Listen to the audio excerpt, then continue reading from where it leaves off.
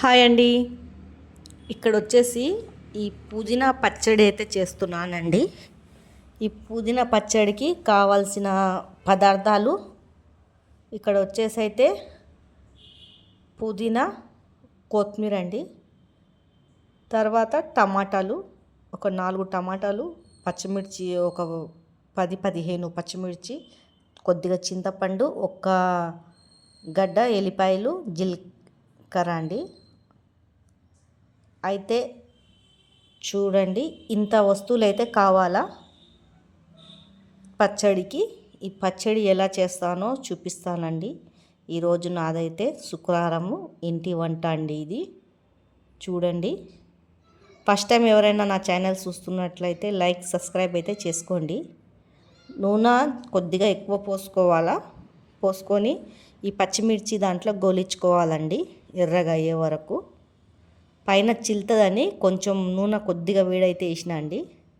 వేడి నూనెలో పోస్తే పైన అంతా చిల్లుతుంది, అందుకే అలా వేసానండి. ఇక్కడ వచ్చేసి అయితే పప్పు కడిగి టమాటాలు కొంచెం పసుపు వేసుకున్నానండి. దీంట్లో పప్పు అయితే చేస్తున్నానండి. ఇక్కడ పచ్చిమిర్చి ఇట్లా రెడ్గా అయిపోవాలా, కొంచెం బాగా తీసేయాలండి. తర్వాత దాంట్లోనే టమాటాలు వేసుకోవాలా, నూనె బాగా పోయాలండి కొంచెము పచ్చడికి, అప్పుడే టేస్టీగా ఉంటుంది. దాంట్లో పసుపు వేసుకోవాలా, పసుపు వేసుకుంటేనే బాగుంటుందండి, ఫ్లేవర్ మంచిగా వస్తుంది. బాగా రెడ్గా ఫ్రై అయిపోయాక తీసేసినాక దాంట్లోకి మొత్తం కొత్తిమీర, పుదీనా దాంట్లో వేసుకొని ఫ్రై చేసుకోవాలండి. బాగా మంచిగా ఫ్రై అయిపోవాలా, పచ్చి వాసన రాకుండా ఫ్రై చేసుకోవాలండి. చూడండి, ఇట్లా ఫ్రై మంచిగా అయిపోవాలి. అది ఫ్రై అయిపోతేనే రుచిగా అవుతుందండి పచ్చడి. ఇక్కడ వచ్చేసి అయితే పచ్చిమిర్చి, చింతపండు, ఎల్లిపాయలు, ఈ జీలకర్ర అయితే వేసుకుంటున్నాను. ఫస్ట్ ఇది పట్టుకుంటేనే అప్పుడు మెత్తగా అవుతుందండి. తర్వాత ఇవి ఇట్లా ఫ్రై అయిపోయాక, చల్లగా అయిపోయాక అప్పుడు మిక్సీలో వేసుకోవాలండి. తాలింపు అయితే వేసుకుంటున్నాను. కొద్దిగా జీలకర్ర వేసుకొని, ఇది మన ఎండిన మిర్చి వేసుకోవాలండి, పచ్చడిలో చాలా బాగుంటుంది.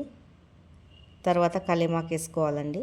వేసుకున్నాక నూరు పెట్టుకున్న పచ్చడి వేసుకోవాలి. టేస్టీగా ఉంటుందండి.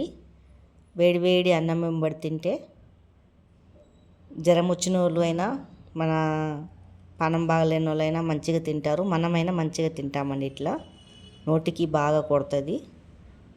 పుదీనా కొత్తిమీర పచ్చడి, టమాటా, పచ్చిమిర్చి ఇవన్నీ అయితే వేసుకొని చేసుకున్నాము. చూడండి, చాలా బాగుంటుందండి. ఇట్లా పప్పు వెంబడి తింటే ఇంకా బాగుంటుంది. పప్పు పచ్చడి చాలా టేస్టీగా ఉంటుంది. ఇక్కడ వచ్చేసి అయితే పప్పు అయితే అయిపోయిందండి, ఉడకపెట్టుకున్నాను. దీంట్లో పచ్చిమిర్చి, కొత్తిమీర, కల్యమాకు ఇవన్నీ వేసుకొని ఉడకపెట్టుకున్నానండి. తాలింపు వేసుకుంటున్నాను. దాంట్లో కూడా కొద్దిగా జీలకర్ర, ఆవాలు వేసుకొని మన ఎల్లిపాయలు వేసుకోవాలండి. టేస్టీగా ఉంటుంది బాగా. ఎండిన మిర్చి, ఎల్లిపాయలు అయితే వేసుకోవాలా. చూడండి, కొంతమందికి నచ్చది, ఎల్లిపాయలు వేయరు.